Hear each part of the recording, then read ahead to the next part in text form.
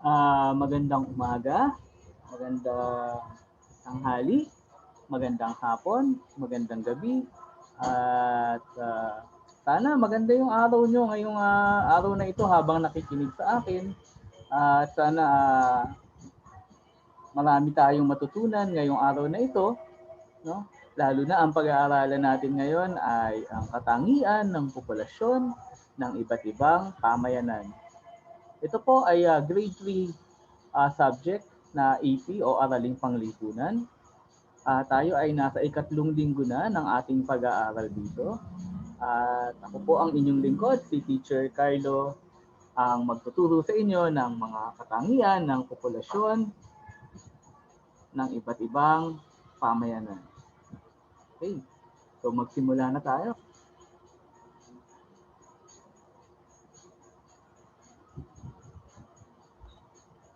Okay. Excuse me. Ang aralin na ito ay naglalayon na maipamalas mo ang paglalarawan ng pisikal na kapaligiran ng mga lalawigan sa reyong kinabibilangan, gamit ang mga batayang impormasyon tungkol sa direksyon, lokasyon, populasyon at paggamit ng mapa. Madali nating mauunawaan at malalarawan ang pagkakapareho o pagkakaiba ng populasyon sa pamamagitan ng bar graph. Okay, so technically mga bata, ang pag-aaralan natin today o ngayon ay ang mga paglalarawan ng physical na kapaligiran, no? Gamit yung mga batayang impormasyon tungkol sa direksyon, lokasyon, populasyon at paggamit ng mapa. No, tapos yung mga impormasyon na yan mga bata, ipapakita yan sa atin mamaya sa pamamagitan ng tinatawag nating bar graph. Ano ba ang bar graph? Excited na ba kayo makakita ng bar graph? O sige, ipapakita na natin yan sa inyo. O ipapakita ko na pala yan sa inyo.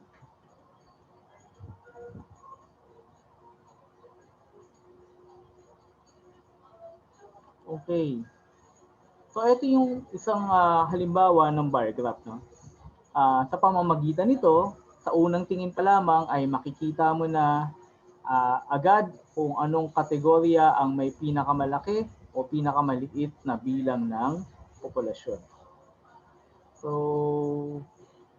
ito, pauna na. Kung medyo maliit yung screen nyo, kailangan maghanap kayo ng malaking screen. O kaya, makinig na lamang habang inilalarawan ko ang bawat detalye nitong bar graph. Ang bar graph ay may pamagat na 2010 populasyon ng barangay sa Calamba. Ang Calamba, mga bata, ay matatagpuan sa Laguna. Okay. Dito sa kanyang patayo, no, o sa kanyang y-axis, no, o basta yung sa patayo, no, makikita nyo dito yung bilang ng populasyon. Ang pinakamataas ay 0, no? Ang pinakamababa ay 0. Sinundan ito ng 2,000, kasunod 4,000 at ang pinakamataas ay 6,000. Okay. Tapos sa baba naman, nakasulat ang mga pangalan ng barangay, no? Ang unang barangay ay ang Barangay Bandik. Ang pangalawang barangay ay Barangay Kanlubang. Ikatlong barangay ay Barangay Mayapa. At ang ikaapat at ikahuling barangay ay Barangay Real. Okay. Sa gawain pagkatuto bilang 1, susuriin mo yung larawan at sasagutan mo ang mga sumusunod na katanungan sa iyong kwaderno. O anong lungsod daw ng Calamba ang may pinakamababang populasyon ayon sa bar graph. Ang ikalawang tanong, alin sa apat na barangay naman ang may pinakamalaking populasyon? Yung question number 1, kung titignan natin sa bar graph, alin daw dyan ang may pinakamababang populasyon? Yun yung tanong sa number 1. At ang tanong sa number 2 ay, alin sa apat na barangay ang may pinakamalaking populasyon? Okay. Sige, kung tapos na tayo dyan, no? Lipat na tayo. Okay, gawain pagkatuto bilang 2. Dito naman, titingin ulit tayo sa bar graph, no? Gagamitin ulit natin yung bar graph na yan. At sasagutin natin yung mga sumusunod na katanungan, tapos isusulat natin yung sagot sa notebook, no? Ulitin ko, dito sa pataas, ang mga detalyeng ibinigay ay populasyon, no? Ito yung may number na sa gilid, no? Mula baba, pataas, ito ay nagsimula sa 0, sinundan ng 500, 1,000, 1,500, 2,000, 2,500, at 3,000. Habang ang nasa baba naman ay ang pangalan ng mga barangay, no? Ito ay Barangay Maligaya, Barangay Villareyes, Barangay Binay, Barangay Manlampong, at Barangay Rizal.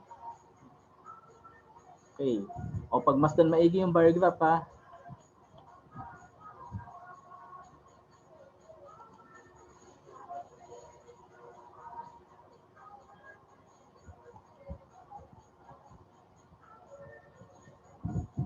Okay, sagutin natin yung mga sumusunod na katanungan. Kung ikaw ay nakatira sa lugar na pinakamaraming tao, anong lugar ito ayon sa bar graph? Ito ba ay letter A, Maligaya, letter B, Villareyes, C, Binay, o D, Manlampong? Kung ang mga kamag-anak mo ay matatagpuan sa barangay na pinakakonti ang tao, anong barangay ito? Letter A, Barangay Maligaya, B, Barangay Villareyes, C, Barangay Manlampong, at D, Barangay Rizal. Okay, number 3. Kung ang bahay ng iyong kapatid ay matatagpuan sa lugar sa ikalawa na may pinakamalaking populasyon, anong barangay ito? Ito ba ay Barangay Maligaya? Ulitin ko, ha, ikalawang pinakamalaking populasyon. Ito ba ay Barangay Maligaya, Barangay Villareyes, o Barangay Binay, o Barangay Mangampong?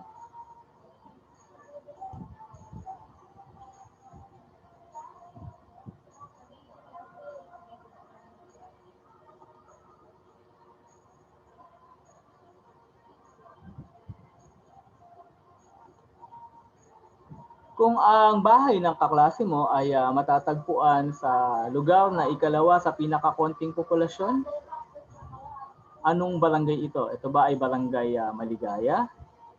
B, ito ba ay Barangay Villareyes? O C, ito ba ay Barangay Rizal? Kung pagsasamahin naman ng mga tao sa Barangay Villareyes at Barangay Rizal, no? Ilan ang magiging populasyon ng dalawang barangay? Letter A, 5,000, letter B, 6,000, letter C, 1,500, o letter D, 7,000. Okay, sa notebook natin isusulat yan ang sagot, ha.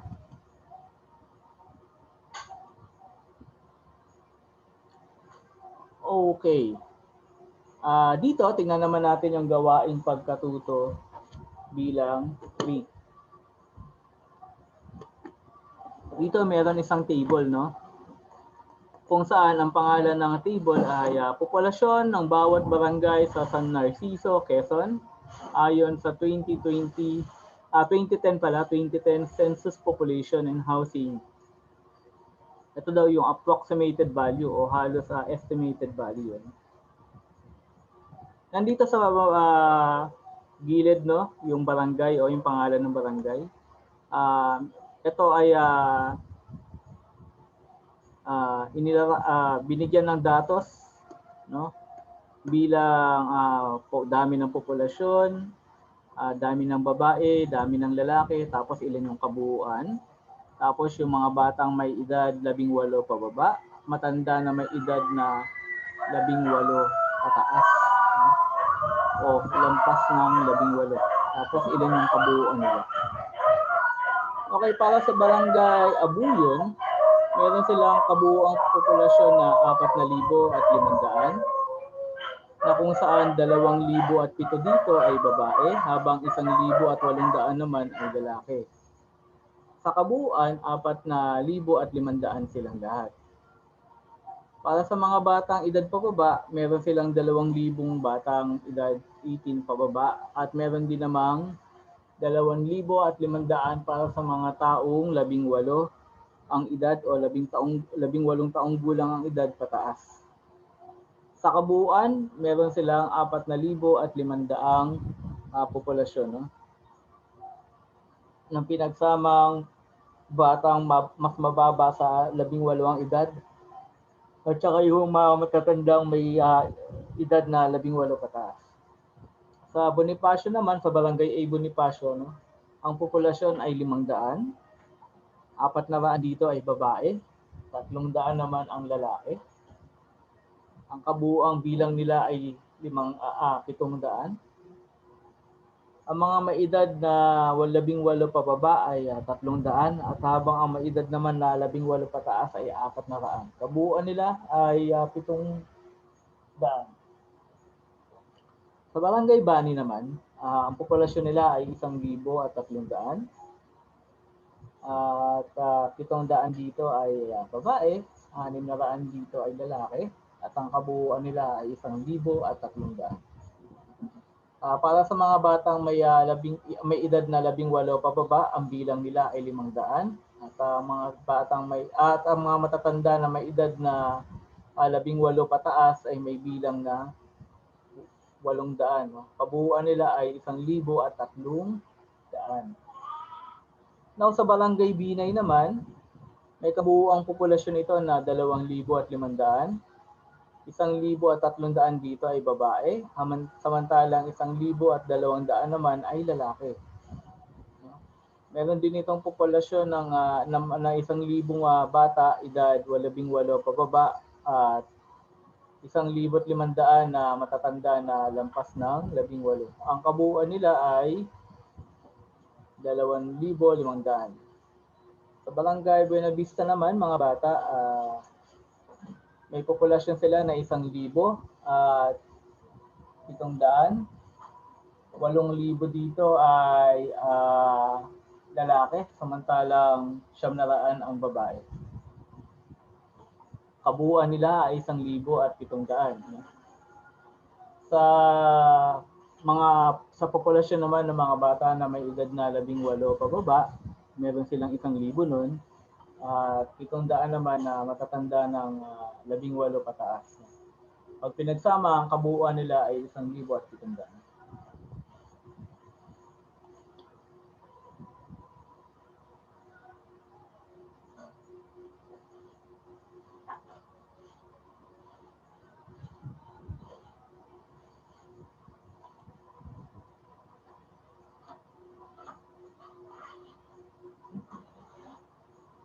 Okay, ang tanong, ilang barangay ang pinagkuhanan ng impormasyon o datos ni Jing at Ding tungkol sa populasyon? Ano-ano ang mga ito? Ikalawang tanong naman, anong barangay ang may pinakamaliit na bilang ng naninirahan? Ikatlong tanong, anong barangay ang may pinakamalaking bilang ng naninirahan? Ika-apat na tanong, aling barangay ang mas marami ang naninirahang babae kaysa lalaki? At ang number 5 na tanong ay ano naman barangay ang mas marami ang nakatirang matanda kaysa bata?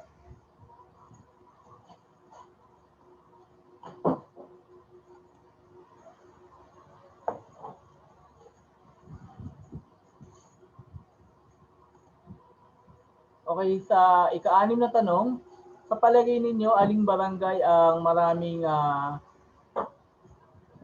makikitang pilihan o palengke at bakit mo ito nasabi? Ulitin ko Sa palagay mo, sa palagay niyo, alin sa mga barangay ang maraming makikitang bilihan o palengke at bakit mo ito nasabi? Ika-7 tanong, aling barangay naman kaya ang mas magkakakilala ang mga tao ayon sa Abuyon? Abuyon o sa Bonifacio, no? Bakit mo ito nasabi? Ulitin ko yung tanong, alin naman kaya sa barangay ang mas magkakakilala ang mga tao? Sa Abuyon o sa A Bonifacio? Bakit mo ito nasabi? Sa ika-8 tanong, sa barangay na maraming bata, ano ang magandang itayong struktura? No? So, ulitin ko sa barangay na maraming bata, anong struktura ang magandang itayo? para sa kanila. At ano naman ang mainam na magkaroon kung maraming matanda ang nakatira sa barangay at bakit? Ikasyam na tanong, bakit kaya may malaki at may maliit na populasyon sa pamayanan? Ikasampung tanong, ano kaya yung epekto ng malaki at maliit na populasyon? Pwede tayo magtanong kay nanay at kay tatay ha sa pagsagot.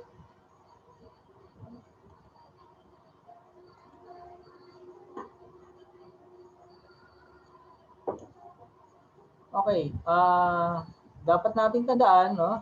Ang bawat lalawigan at rehiyon ay may kanya-kanyang dami ng tao o populasyon. Ang pag-alam at pag-unawa ng populasyon ng sariling pamayanan ay mahalaga upang malaman ang mga hakbang sa pagtugon dito. Makakatulong din ang kaalaman sa populasyon upang maipakita ang malasakit sa bawat isa ng mga taong bumubuo sa pamayanan.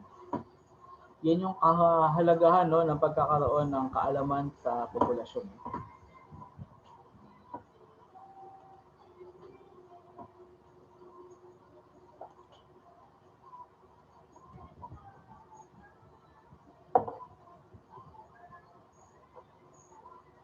Okay, para sa ating gawain bilang 4,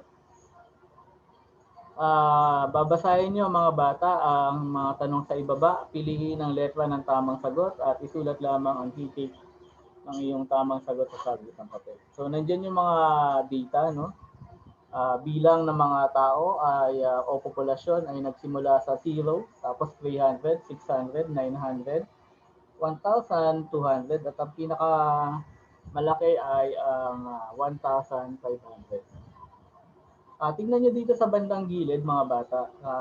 May legend dito, no? Yung mas maitim daw yung kulay o mas madilim yung kulay, ayan ay nagpapahiwatig ng bilang ng mga mangingisda. Yung mas matingkad naman yung kulay o yung mas mapusyaw na kulay, ito naman ay bilang ng mga manggagawa. O, pag dark color, yun yung bilang ng mangingisda. Tapos yung light color, bilang ng manggagawa. Tapos yung lalawigan na pinagkuhanan ng mga datos na ito ay Cavite, Laguna, Batangas at Rizal at Quezon. O mas kilala sa tawag na Calabarzon. Ang tanong number 1, aling lalawigan ang may pinakamaraming manggagawa at mangingisda? Tanong number 2, ano ang katangian ng lalawigan ng Batangas at marami ang nakatirang mangingisda dito? Tanong number 3, kung paghahambingin ang bilang ng mga manggagawa sa lalawigan ng Rizal at Quezon, aling lalawigan ang mas may maraming manggagawa? Number 4, kung paghahambingin ang bilang ng mangingisda sa lalawigan ng Laguna at Cavite, aling lalawigan ang mas kokonti ang populasyon ng mangingisda? Sa ating ikahuling tanong, sa palagay mo bakit maraming nakatira na manggagawa sa Cavite? Ano ang dahilan na maraming gustong manirahan dito? Okay, pwede tayo magpatulong kay nanay tsaka kay tatay sa pagsagot niyan, ha? Lalo na syempre hindi nyo pa napupuntahan yung mga lugar na yan.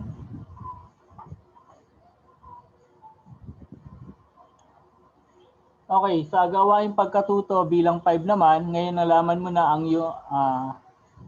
nalaman mo sa iyong nanay ang balita tungkol sa populasyon ng mga batang malusog at undernourished. Hindi ito updated at kulang-kulang sa datos. Ano ang gagawin mo? Isulat mo ang hakbang na gagawin sa iyong notebook o kwaderno. Ulitin ko gawain sa pagkatuto bilang 5. Nalaman mo mula sa iyong nanay ang balita tungkol sa populasyon ng mga batang malulusog at undernourished. Hindi ito updated at kulang-kulang sa datos. Ano ang gagawin mo? Isulat mo yung hakbang ng iyong gagawin sa iyong kwaderno.